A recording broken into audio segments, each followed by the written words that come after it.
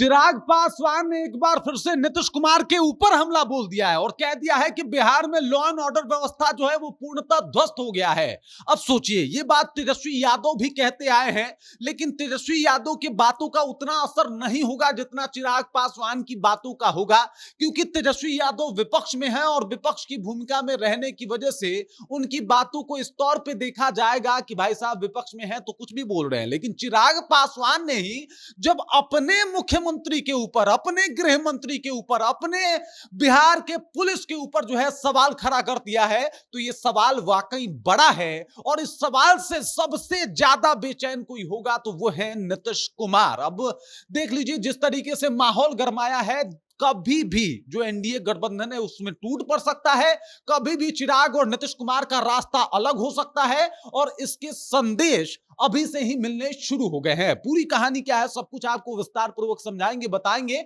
लेकिन उससे पहले मेरा परिचय जान लीजिए। मेरा नाम है रजत और आप जनता जंक्शन देख रहे हैं। चिराग पासवान की जिस तरीके से बातें सामने आ रही है उससे नीतीश कुमार काफी परेशान होंगे, गा रहे होंगे कि भाई सोचता हूं कि वो कितने मासूम थे, क्या से क्या हो गए देखते देखते, और चिराग पासवान क्या से क्या हो गए। अभी तक तो कह रहे थे कि मुख्यमंत्री नीतीश कुमार ही रहेंगे, लेकिन अब फिर से चिराग पासवान ने गियर बदल दिया है और गियर बदल के सीधे तौर पे नीतीश कुमार के ऊपर हमला बोला है। देखिए क्या लिखा है, उन्होंने लिखा है कि बिहारी अब और कितनी हत्याओं के भेंट चढ़ेंगे, समझ से परे है कि बिहार पुलिस की जिम्मेदारी क्या है। सीधे तौर पे बिहार पुलिस को घेर लिया है और उन्होंने कहा है कि जिस तरीके से बिहार में ये सब कुछ हो रहा है ये बहुत बड़ा नाकामयाबी है बिहार पुलिस का।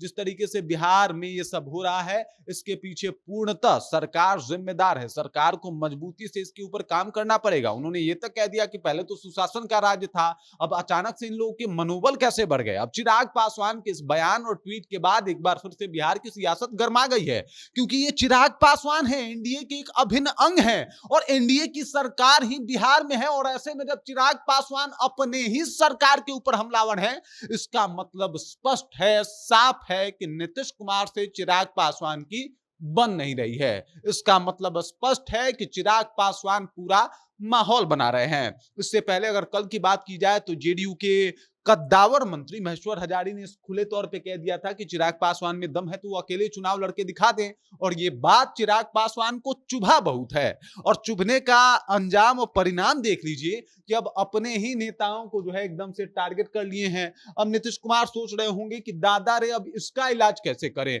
किस तरीके से अब इस समस्या से बचा जाए। देखिए तेजस्वी यादव जब आरोप लगाते हैं तो उसका मायने ये होता है कि वो विपक्ष में है और उनका आरोप लगाने का मतलब है कि विपक्ष सवाल पूछ रहा है सरकार से, जो कि उसका कर्तव्य है और उनकी बातों को उतना हाईलाइट्स करके नहीं देखा जा सकता। लेकिन जब अपने ही नेता चिराग पासवान आपके ऊपर उंगली उठाने लगे, आपसे सवाल पूछने लगे, तो इसका मतलब यह है कि बिहार की लॉ एंड ऑर्डर या तो खराब हो चुकी है या फिर चिराग पासवान ने एक नया रास्ता चुना है और यह रास्ता है जेडीयू को बर्बाद कर देने वाला रास्ता। यह रास्ता है नीतीश कुमार को मुख्यमंत्री से हटा देने वाला रास्ता। यह रास्ता है अपने पार्टी को बड़ा और जेडीयू को समाप्त कर देने वाला रास्ता। जिस रास्ते से तेजस्वी यादव अभी तक नहीं गुजरे वो काम चिराग पासवान एनडीए में रह के करते हुए दिखाई दे रहे हैं। नीतीश कुमार की टेंशन दिन ब दिन बढ़ती जा रही है। चिराग पासवान का कहना है कि भाई साहब चाहे वो खेमका जी हो या फिर कोई आम गांव का कोई आम सा इंसान, किसी के साथ अगर कुछ बुरा होता है तो इसके लिए सरकार जिम्मेदार है और सरकार को गंभीरता से इसके ऊपर जो है वो सोचना और विचार करना चाहिए। अब महेश्वर हजारी के बयान के बाद पूरा माहौल गरमाया हुआ है। महेश्वर हजारी ने दरअसल चिराग पासवान के सांसद राजेश वर्मा को इसी बात को लेकर जो है उनको टारगेट करके कहा था कि थोड़ा ठंडा रहिए, ठंड रखिए। और अब चिराग पासवान ही गरमा गए, चिराग पासवान ही गरमा गए हैं और अपने ही सरकार को घेरते हुए दिखाई दे रहे हैं। और ऐसे में जब ये तू में बढ़ रहा है, जब ये वाद विवाद बढ़ रहा है, तो ये लगभग दिखाई दे रहा है कि इस मुद्दे पे सब पार्टियों के अलग अलग सुर हो सकते हैं और एनडीए चुनाव से ठीक पहले कभी भी टूट सकती है, एनडीए में टूट पड़ सकता है, क्योंकि चिराग पासवान अब अपना तेवर दिखा रहे हैं। अब भाजपा इसको कैसे मैनेज करेगी, ये भाजपा के लिए भी बहुत बड़ा चैलेंज का बात है। लेकिन अभी तो फिलहाल चिराग पासवान एकदम से फायर ऑन मोड है। आपको बता दूं कि चिराग पासवान इससे पहले दावेदारी भी पेश कर चुके हैं, उनके नेता लोग दावेदारी पेश कर चुके हैं कि भाई साहब इनको मुख्यमंत्री बनाना है। और उसके बाद से आपने देखा था कि जेडीयू ने भी पलटवार किया था कि आप मंच पे कुछ और बोलते हैं, नीचे उतर के कुछ और बोलते हैं, सीधे सीधे चुनाव लड़ लीजिए।